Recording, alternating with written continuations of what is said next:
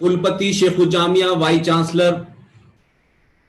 Doctor Ram Manohar Lohia Awadh विश्वविद्यालय अयोध्या, आपको मेरा प्रणाम। आपके विश्वविद्यालय में प्रोफेसर, रीडर, लेक्चरर और तमाम विद्यार्थी और आपसे जुड़े हुए तमाम आपकी टीम के लोग, अयोध्या में आप बैठे हैं। अयोध्या में ये विश्वविद्यालय है। अयोध्या में आपका विश्वविद्यालय राम मंदिर से 3 किलोमीटर की दूरी पर है और अयोध्या इस समय दुनिया में चर्चा का विषय है। इसलिए आपके विश्वविद्यालय की जिम्मेदारी दुनिया के किसी भी विश्वविद्यालय से सबसे ज्यादा है। हजारों साल की गुलामी के कारण और 70 साल पहले मिली तथाकथित आजादी के बाद जो भी कुछ हमारी 5-7 पीढ़ियों ने पढ़ा है, जो उन्हें बताया गया है, जो उन्हें समझाया गया है, जो नरेटिव, जो नारे, जो स्लोगन हम तमाम सारे लोगों ने पढ़े, हमसे पहले की पीढ़ी ने पढ़े, उन सबको एक एक करके वो क्यों बने, कब बने, किसने बनाए, किस मुखौटों में बनाए, किस आइडियोलॉजी में बनाए, किस विचारधारा में बनाए, किस एजेंडे के तहत बने, इन सबको एक एक करके तर्क की कसौटी पर सबके सामने उजागर करना है। हम ये मानते हैं कि जब तक आप बच्चे के मन से, हजारों साल से उसके मन के अंदर जो एक झूठ बैठाया गया है, तर्कों के साथ बैठाया गया है, बड़ी समझदारी के साथ बैठाया गया है, हम ये समझे कि आज हम यकायक उसके मन मस्तिष्क से वो तमाम सारी चीजों को हटा दें, ये इतना आसान नहीं है। प्रोफेसर साहब, आपकी कोशिश और तमाम संगठन जो इस देश में काम कर रहे हैं, सब लोग अपनी भूमिका निभा रहे हैं, लेकिन मुझे एक बात यह लगती है कि सबसे पहले सनातनियों को, जो अपने आप को सनातनी कहते हैं, हिंदू कहते हैं, अगर इसकी शुरुआत होनी है तो देश में तो कुछ लोगों ने शुरुआत कर दी है। उन्होंने अपना समय इसमें जाया नहीं किया। हम एक संगठन बनाएंगे, हम लोगों के बीच में जाएंगे, यह संगठन किस विचारधारा का होगा, इसका नाम क्या होगा। मुझे लगता है कि अब भारत इतिहास के उस मोड़ पे खड़ा है कि अगर ये क्षण, ये लम्हा और ये मोमेंट हम तमाम उन राष्ट्रवादियों ने जो भारत की हजारों और लाखों साल पुरानी संस्कृति, परंपराओं, मूल और आदर्शों में विश्वास रखता है, और हम ये मानते हैं कि हम कौन हैं, कहां से आए थे, हमने क्या किया था, क्या हमारा योगदान है, हम क्या थे, अगर इस लम्हे भी, इस क्षण भी अगर एक अध्यापक ने अपना दायित्व नहीं निर्वाह किया, एक छात्र ने अपने गुरु की बात नहीं मानी और गुरु ने सत्ता के लालच में झूठ नहीं बोला, तो मैं ये मानता हूं कि अगर ये लम्हा निकल गया तो हम, हमारी आगे आने वाली पीढ़ियां बाबर को, औरंगजेब को, अकबर को, अब्दाली को, इनको जिम्मेदार नहीं मानेगी। आने वाली पीढ़ियां हमें उसी के समकक्ष खड़ा करेंगी जिनके बारे में हम पिछले कई सौ सालों से सुनते आए हैं। इतिहास ने एक ऐसे मोड़ पे भारत को लाके खड़ा किया है कि जब भारत को अपना इतिहास, अपना साहित्य, अपना गणित,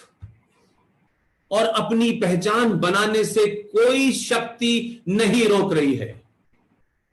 कोई आपके पास ऐसा कोई कारण नहीं होगा कि आप ये कह सकें कि हमें इस बात की आजादी नहीं थी, विदेशी आक्रांता थे, मुगल थे, लोदी थे, गजनी थे, अंग्रेज थे, पुर्तगाली थे। ये बहाना आने वाली पीढ़ी नहीं सुनेगी। सत्ता में आपको पूरी ताकत के साथ 70 सालों के बाद कई ऐसे संगठन जो 100 साल से हिंदुत्व और राष्ट्र के लिए काम कर रहे थे, जगह जगह कर रहे थे, छोटे छोटे ग्रुप में कर रहे थे, उन तमाम लोगों के वैभव के कारण आज ये सत्ता आपको मिली है।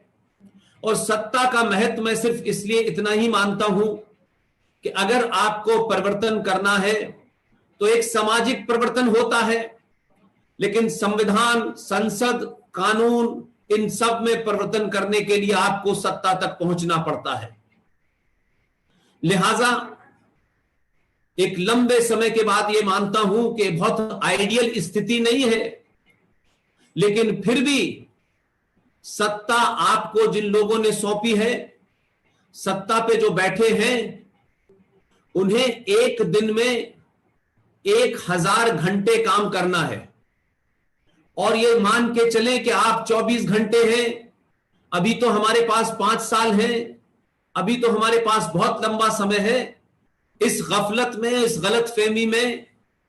आप ना रहे, हम सब ना रहे, ये देश ना रहे, और सत्ता के शीर्ष पे जो लोग बैठे हैं खासतौर से वो ना रहे।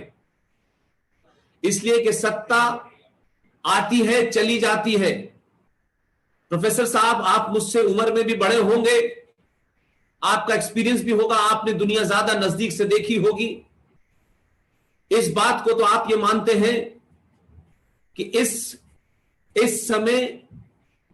जिन बारीकियों से ये देश गुजर रहा है, ये महज इत्तेफाक नहीं है कि आज भारत की सत्ता पर और विश्व की राजनीतिक स्थिति इस प्रकार है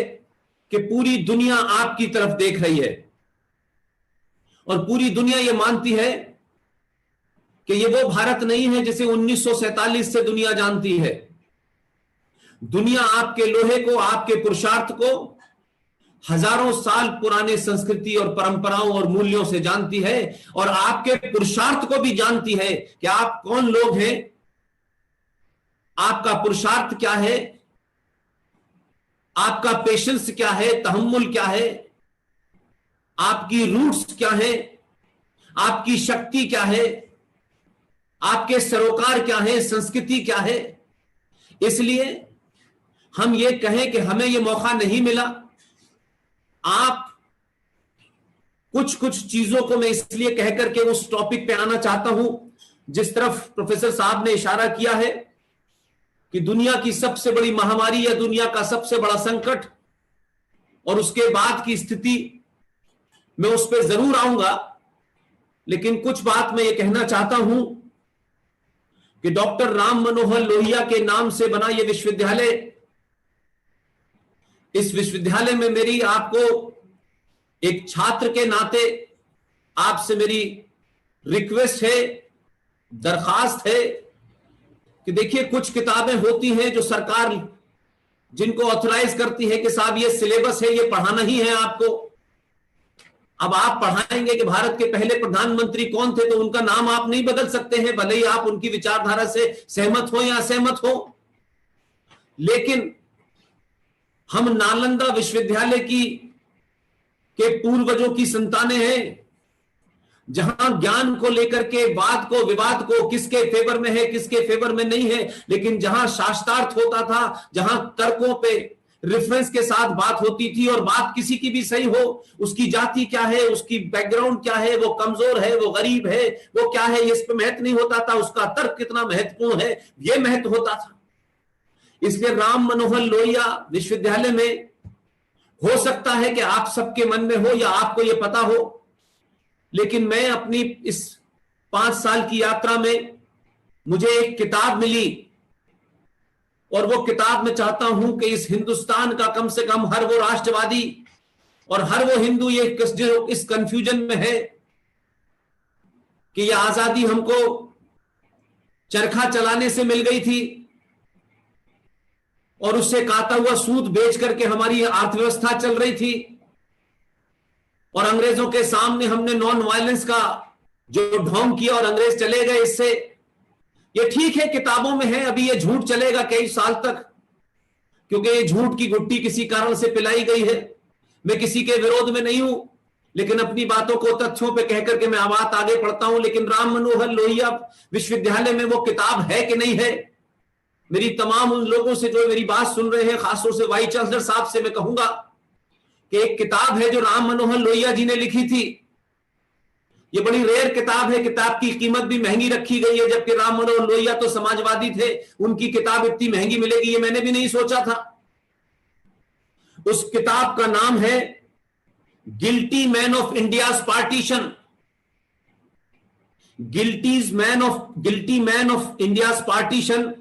ये बी.आर. अंबेडकर ने राम मनोहर लोहिया ने लिखी है। और इस किताब में लोहिया जी जो समाजवादी थे, जो आरएसएस के नहीं थे, विश्व हिंदू परिषद के नहीं थे, बजरंग दल के नहीं थे, हिंदू जागरण मंच के नहीं थे, राम मनोहर लोहिया ने उस वक्त का सबसे बड़ा पाखंडी, मक्कार, मुनाफिक, जिन्हा से ज्यादा खतरनाक, भारत का पहला तथाकथित जाहिल,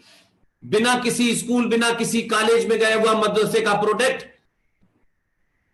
एक मक्का में पैदा होने वाला आदमी जिसे आप मौलाना अबुल कलाम के नाम से जानते हैं, उस शख्स की धज्जियां उड़ा दी कि यह शख्स कितना बड़ा मक्कार था। इसलिए मैंने कहा कि जब तक हम इस बात का इलाज नहीं ढूंढेंगे कि यह बीमारी हमें हुई क्यों, और उस बीमारी की सिर्फ हम दवा करेंगे और दवा करके हम सिर्फ सत्ता का परिवर्तन कर देंगे, लेकिन अगर समाज को उस बीमारी से मुक्त करना है, वो जो रोग है जो उसको पता ही नहीं चल पा रहा है कि वो किस रोग से ग्रस्त है, अगर उस रोग से ग्रस्त आपको हटाना है, उससे आजाद करना है, तो ये रोग हुआ क्यों, उनके बारे में बताना और जानना जरूरी है। इसलिए बार बार जब हम कोई बात कहते हैं तो लोग कहते हैं इतिहास में मत जाइए। ये दुनिया की पहली ऐसी सभ्यता है जहां के वासी ये कहते हैं कि इतिहास में मत जाइए। जिनका इतिहास नहीं होता उनका वर्तमान भी ठीक नहीं होता, और जिनका वर्तमान ठीक नहीं होता उनका भविष्य कभी ठीक नहीं हो सकता। लिहाजा हमारी आज जो स्थिति है वो इसीलिए है कि हमने अपने इतिहास को पढ़ा ही नहीं, अपने इतिहास को जाना ही नहीं। कुछ लोगों ने हमको बता दिया, कुछ लोगों ने हमको समझा दिया और हमने उसको अपना इतिहास मान लिया। लिहाजा वो इतिहास पर भविष्य की नींव रखी गई, और आज जो वर्तमान है, जो 1947 में कभी भविष्य हुआ करता था, आज उस वर्तमान में, उस भूतकाल में जो झूठ बोले गए, जो मक्कारी की गई, इसलिए आज समाज मक्कार है, चापलूस है, लालची है, और अपने इतिहास में उन झूठी कथाओं को इसलिए पढ़ना चाहता है, इसलिए उसमें जीना चाहता है कि इसी के कारण उसे आज कुछ सुविधाएं मिली हुई हैं। किसी का निजी स्वार्थ है,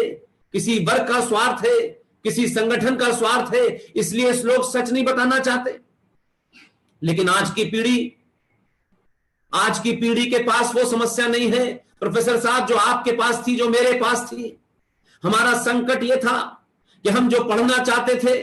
वो हमें पढ़ाया नहीं जाता था, और जो हमें मालूम नहीं था वो हमको जानबूझ के हमें डाला गया, दिन रात बताया गया। लिहाजा अगर हमारे मन में कोई सवाल उठता है, हमारे मन में किसी किस्म की कोई उथल पुथल होती है, उस उथल पुथल को शांत करने के लिए ना शिक्षकों ने, ना अध्यापकों ने हमारी उस जिज्ञासा को पूरा किया, क्योंकि उनके पास भी कोई सोर्स नहीं था। वही लोग किताबें लिख के गए थे, वही लोग किताबों के रेफरेंस देते थे, उन्हीं के लोगों ने किताबें लिखी, उन्हीं के लोगों ने किताबें लिखवाई, और आज हम उन्हें पढ़ कर वहां पहुंच गए, जिसकी वजह से आज स्थिति यह है कि दुनिया की सबसे पुरानी संस्कृति, दुनिया की पुरानी सबसे मान्यताएं, परंपराएं जो हजारों साल की कसौटी पर कसने के बाद शुद्ध रूप से मानी गई, आज उन्हीं चीजों को चुनौती दी जा रही है।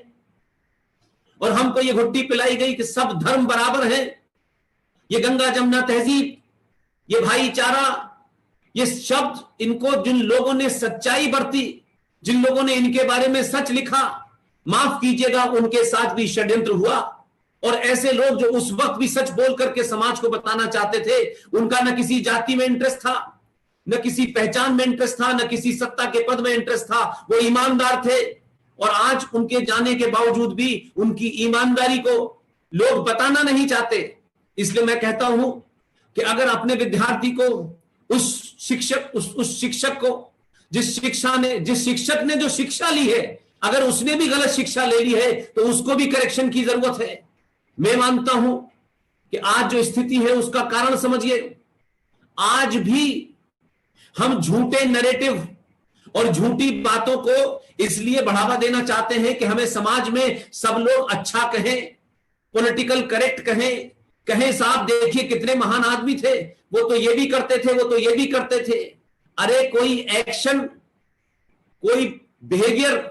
वो समाज को तय नहीं करता है, इतिहास को तय नहीं करता है, संस्कृति को तय नहीं करता है। अगर आप अपने जीने के लिए झूठ बोलें